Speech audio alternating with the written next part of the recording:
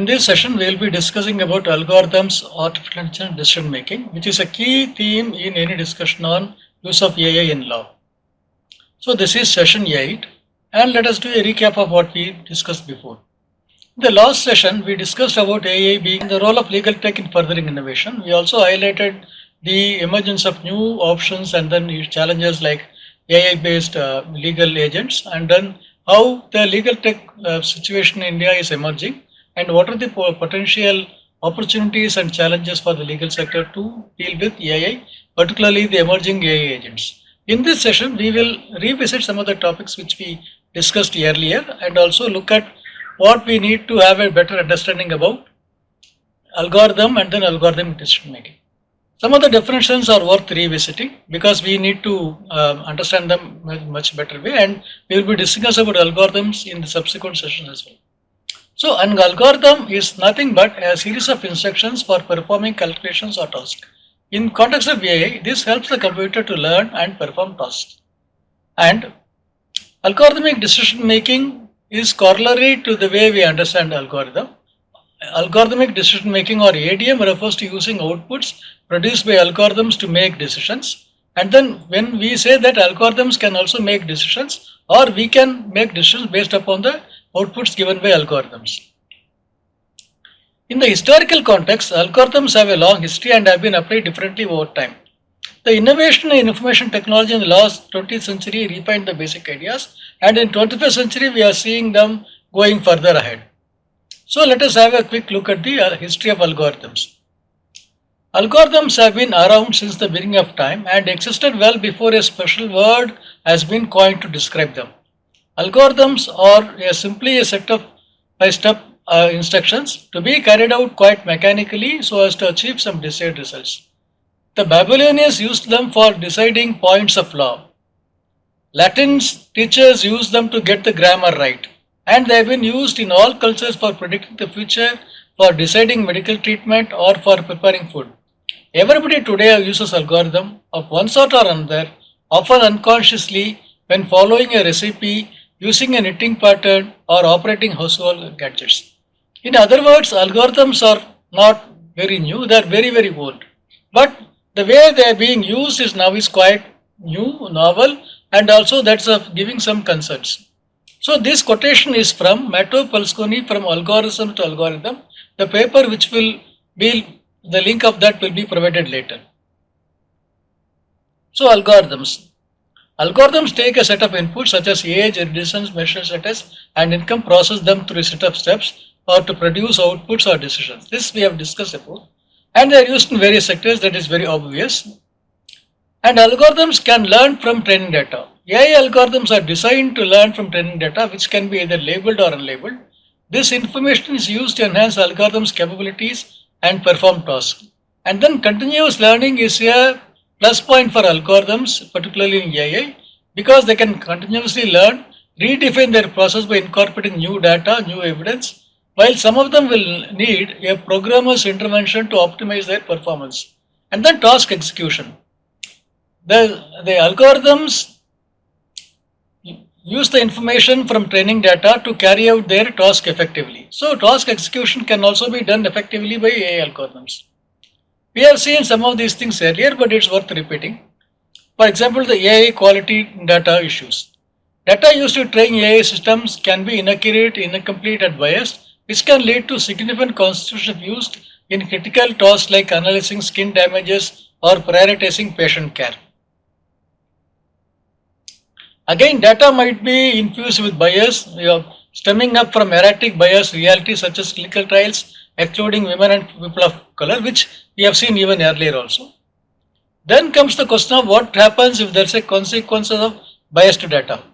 See, the biased data can result in flawed decisions by AI algorithms. Of course, it can also result in flawed decisions by humans when humans are given with these decisions or data analyzed by AI algorithms. And this can have severe consequences in critical applications, but then these critical applications can be in any sector. It could be in education, it could be in financial, it could be in housing, it could be in health, it could also be in job and everywhere. So the consequence of the biased data on account of algorithmic decision making is something which we need to be critically aware of. Then comes the question of representative data.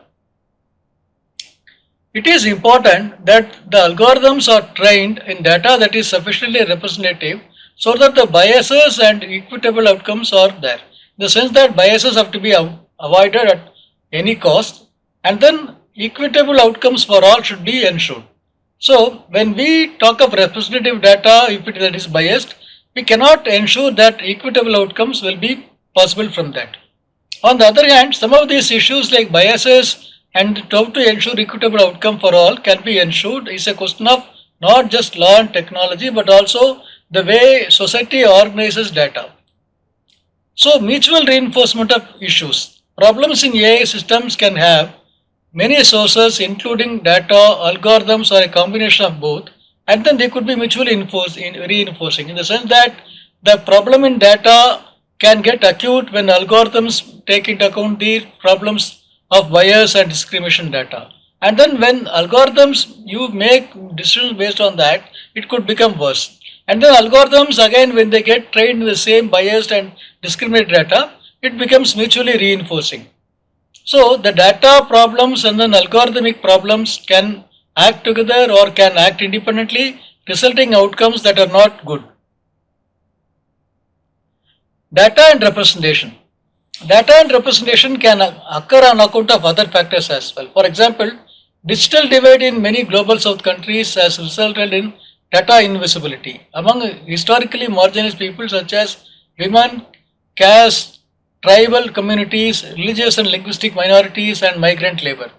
Why? Because these sections of the population, when they are not adequately represented in the data, they become invisible to the data. And then when this invisibility is ignored or the data is being used to make decisions or for helping enabling making decisions by further analysis, they get either excluded or they, if not excluded, what they are getting is not what they should be actually entitled to. So the data should be representational to the extent that it actually represents or reflects the population in all combinations including women, caste, tribal communities, religious and linguistic minorities and migrant labor. Of course, there could be other ways of looking at it also, because even if not coming under these categories, poor could get excluded, elderly people could get excluded, children could excluded. So when we talk of that, we also talk of the possibility of so many identities getting excluded on one reason or another. Biases in AI algorithms. There is a potential bias in AI algorithms due to these invisible data, or the algorithms themselves may be problematic. So we need algorithmic transparency and accountability, which itself has to be discussed in a separate session, which we will do. Algorithmic transparency audits are done when we need to really look what the AI systems are doing. So AI systems can be audited on account of various factors including transparency, in the sense that whether the algorithmic decision making is sensitive to the issues in data, or the algorithms themselves are biased on account of this lack of transparency. And then there are ways of doing this algorithmic transparency also, in the sense that that process will entail going through the step-by-step way of algorithmic functioning, whether the data or the algorithms exclude, or when they assign priorities, or when they assign weightages, or they assigned equally, or when they decide, they take the decision not taking into account the bias or the problem in data. Or to put it in other words, algorithmic transparency audits should ensure that algorithms are transparent, they are not just black boxes, and then they are functioning, and then the way they arrived at decision are well known or at least explainable. But algorithmic transparency cannot be merely dismissed as a technical issue, because it could also reflect the social technical systems that resulted in this. So to look at algorithmic transparency as a socio-technical issue means that the interface between the society and technology is uneven, or itself is not in favor of some section of society, and then this could be addressed not only by addressing the technical issues per se, but also looking at how society organizes technology, how society organizes the data collection, analysis perspective, and then how the society interacts with these technologies as such. So when we talk of data and representation, we look at a very broader picture. That means that there could be issues, could be technical, issues could be socially related, or a combination of both. Coming to that, we need to bear in mind that all these things can have significant impact for marginalized groups. For example, addressing data invisibility will ensure that algorithms do not perpetuate the biases against them and do not discriminate against them, and also ensure that they do not get disenfranchised or denied any entitlement of the problems in the data or in the algorithms or in both. But direct and proxy data has also been taken into account. What is proxy data? Normally, when the data collection is done or when the data set does not fully represent, the practice is to take one set of data or one indicator as an indicator for another one. For example, using proxy data needs caution as can introduce unintended biases. And what is proxy data? Proxy data can be used as a location for income level or status or vice versa. For example, if I take the PIN code to decide upon the status of a person or a family or to decide on the income level, I am using the location as a proxy data. So when I take that as a proxy, I should be fully aware of the issue that I am using the proxy data and not the original or the representative data. Now the use of this proxy data can result in biased decision making or can result in totally wrong data, because in a locality there could be people with having different income levels, people who could be having different status level. But if I assume that this location is a location where the majority, if not all the people are poor or are not entitled to or have some criminal precedent or likely to commit some crimes, then I am using location as a proxy in a very wrong sense. But when this happens, the decision can go wrong, the algorithm biases can go wrong, or the algorithms, even if they have no biases, the outputs can be very problematic on account of taking the proxy data as a substitute for real data. So when predictions are being made based on proxy data, then we have huge issues that could pop up even when we are not being aware of them. So it is necessary that the proxy data is used exclusively for legitimate purposes to avoid unintended biases and ensure fairness. For example, if I use proxy data for only one occasion, I should not try to use the same proxy data as a substitute for something else in another occasion. Or I should not try to use the same proxy data again for the same purpose, say taking location as a proxy data for income in one occasion and then using it for the same purpose in another occasion would be to perpetuate the same mistake again and again. So the directed proxy data segregation analysis has to be done with lot of carefulness. We will give an example where algorithms resulted in wrong decisions, but then even contested that could become problematic. Between 2011 and 2011 and 2015, 1,002 teachers' work performances were evaluated using a data-driven algorithm program called AVAS. The program enabled the Board of Education of that county to automate decisions relating to bonuses, penalties, and terminations based upon the algorithm's evaluation. Or in other words, the Board of Education wanted to use the algorithmic evaluation to assess whether the teachers were entitled for bonus or whether penalties could be levied or whether their services could be terminated. When this happened, this program was owned by a company called SAS, it's a third party vendor. So the company said these are trade secrets owned by us, so we won't share them. And then this prevented the teachers from contesting the decisions or even to understood as to how they were assessed and then how the algorithms arrived at these decisions. So the teachers went to court and 2017 a federal judge ruled that The use of algorithmic secret algorithm violated teachers' constitutional rights. Remember, we did talk of constitutional right, we did talk of rule of law in an earlier session, requiring transparency in the evaluation process. But these were covered by trade secrets. And then that made the issue all the more contested. But SAs decided that they will not reveal the internal workings of the EVAS algorithms as it is covered by a trade secret, and then trade secrets or IP rights on which the owner can say that owner will not reveal them unless it is warranted by a court or unless it is made mandatory to ensure that the trade secret did not result in something which is not a desirable outcome. But the Houston school system decided to not to use it instead of contesting the whole idea that the trade secrets could be used to deny accountability and also to deny the fact that they acted in a biased manner. So what exactly happened is a very peculiar decision. Court decision emphasized the need for teachers and for the Houston Federation of Teachers to independently check and contest.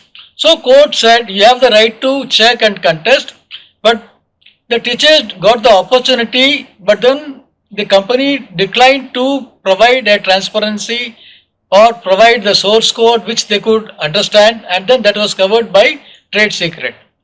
As a result, the teachers could not succeed in proving to the satisfaction that they were indiscriminated against and they were biased against, and then the evaluation per se was wrong. But the Houston authority or the authorities decided that they will not use it any further. So this is a case where algorithms had to be contested and have to be proved that they were wrong, although the people who were affected did not have any other opportunity to prove that they were the ones who did the work, but then they were discriminated against. That is why we would need explainable algorithms and explainable AI. We will deal with this explainable AI in a much later way, but then let us keep in mind that this is a key concept.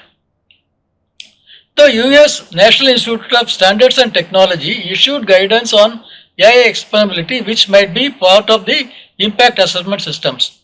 So if AI explainability is integrated into part of impact assessment system, which means that the impact assessment of the algorithmic decision making, it could result in some sense of transparency. So the draft guidelines come up with 4 principles for explainability. It should be purpose driven, automated decision making, automated decision tools. So when you are doing a sensitive purpose driven automated decision making, the guidelines should be followed. The principles they came up with are you should provide accompanying evidence or reasons for all the outputs, in the sense that the system should be made to explain as to why this decision was arrived at. And then the explanation should be made understandable, and then that should reflect the system's process for generating the output and operating under specific conditions. So these 4 principles should be made available to people who are either affected by the algorithms or should be made part of the evaluation process for the algorithms. Having said that, we should also understand that when these principles shape the explanation of needed to ensure confidence, decision-making systems such as explanations for user benefit, social acceptance, regulatory and compliance purposes, system development and owner benefit.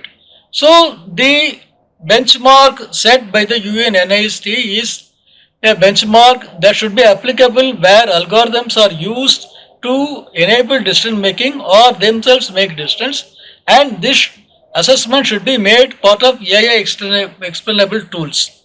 Or in other words, explainable AI should ensure that algorithmic decision making is assessed and evaluated based on some parameters. Now, the source of this document is based on a NIST document where it could be downloaded from the internet, the 4 principles of explainable AI, artificial AI. So we are entering into a domain called rights, where contesting an algorithmic logic, a defendant faces an uphill task here because they need to challenge the logic of an algorithm to which they have no access to the source code, training data or the required data sets. Again, the task is all the more complicated because the defendants who are impacted by the algorithms may not be even aware as to what information they should ask for or what information they should be able to challenge the algorithmic decision. So what information should be provided to them for the defendant to contest the logic of an algorithm? Mind you, you are not contesting logic of a person. You are contesting the logic of a system which is opaque, which is totally lacks transparency and is a black box. And these things could affect the rights and claims of the people who are going to be affected by them. So the defendant should have access not only to the inputs and outputs but also to the underlying logic. Further, what is the margin of error? The margin of error for algorithms when they arrive at, if it is stated that the margin of error could be 10%, is the 10% margin acceptable in all cases, in all sectors? A margin of error of 10% can be a question of life and death when applied in health. It could again be a question of severe financial consequences if applied in banking or in credit related decisions. It could again be something that could be very substantial if applied in education. For example, if the margin of error in admitting a student is 10% and the algorithm is something that is biased against some category of students, then the margin of error can be very severe consequences. So the margin of error cannot be even allowed 1% in some, but if the authorities say that the margin of error can be 5% to 10% in some cases, but then in those cases we will review the decision if it is proven that it is going to have very severe and serious consequences for those who have been impacted. So when we challenge algorithms on terms of rights, we should know where do we start with and then what sort of data we should contest and then what sort of decision we should do that. But the tricky question here is, what is the due process of law the court should enforce in such circumstances? Particularly when algorithms deploy machine learning and no one, including the developer, understand how the machine learning does analysis, that too comes to an understanding complete and then comes up with a decision. So if we talk of due process of law, the due process of law demands that there should be transparency, there should be fairness, and more importantly, both the defendant as well as the other party have access to not only data but also to the whole due process. So it is much more than data, it is much more than transparency. The due process, whether the mission system itself can be considered as due process of law. If not, how do we ensure that the system imbibes the principles of due process of law, particularly when decision making is taken by algorithms or algorithmic AI systems that are enabled by algorithms? To put it in other words, in a technical matter like that, can courts really assess the accuracy of algorithms, particularly if they forecast future human behavior? This is of critical importance in criminal justice system. Coming to that, can we say that algorithms should have social and legal responsibilities instead of hiding behind statistically data-derived impartiality? No. Algorithms should be made accountable and responsible, but who again algorithms? Are the developers or are the ones who deployed or are both, and if not both, who else? So when it comes to matters resulting in impacting rights, lot of things need to be paid attention to. And finally, who is really liable if the algorithmic decision making is wrong, as in the case of students impacted by AWAS? And then comes the question of civil justice algorithm.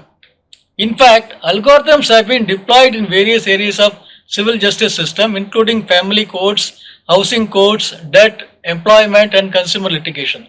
So in all these consequences, in all these cases, algorithms play a major role in decision making. But when civil courts are increasingly collecting data about administration, pleadings, litigant behavior and decisions, offering opportunities for automatic certain judicial functions, we need to be all the more careful. in the sense that when a fully AI driven civil courts are going to function, we need to be very sensitive to about what data they collect, how they are being processed, how they are fed into the decision making behavior, and then what sort of analysis is being done. For example, if they are going to assess the litigant behavior, or they are going to give opportunities for semi quasi judicial functions being automated fully or not, who else is going to get the opportunities, who else will get the opportunity to vet them, to understand them, and then to point out defects. So, using the algorithms for criminal justice system has got huge consequences. But then it is equally the same when they are done for civil justice systems.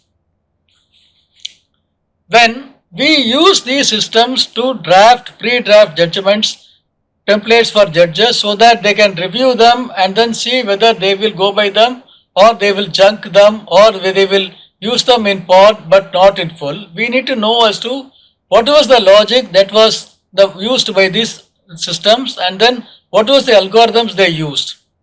So when the sentencing recommendations pertain to bail, sentencing and financial calculations, all the more careful has to be done because the judge cannot go with the pre-draft judgments. Judge has to do the homework again.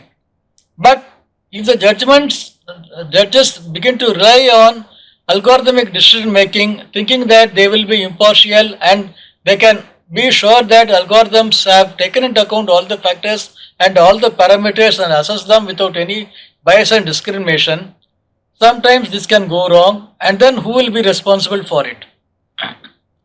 So when we discuss all these things, are we creating a scare? No, we are not. We are not creating a scare.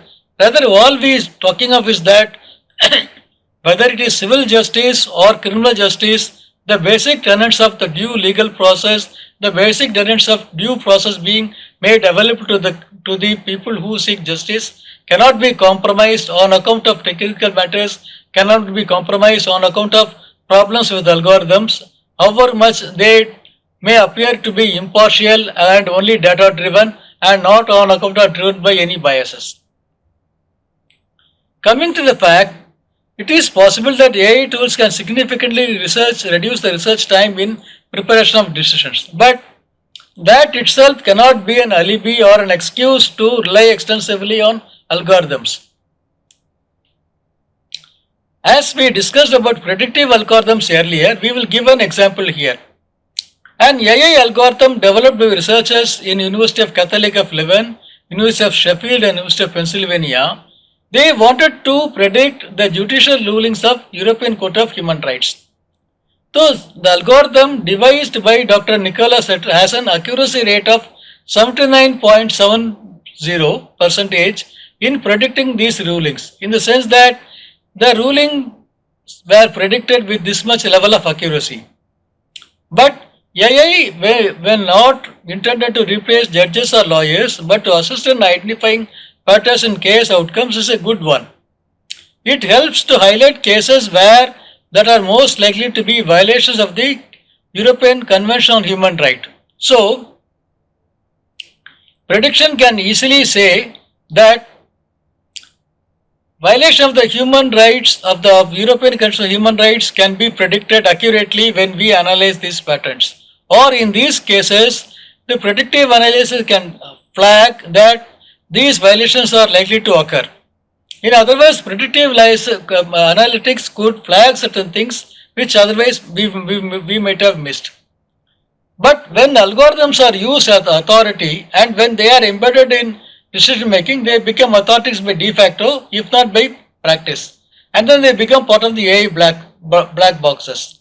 So, algorithms as authority is a serious matter because we may not be even aware of them.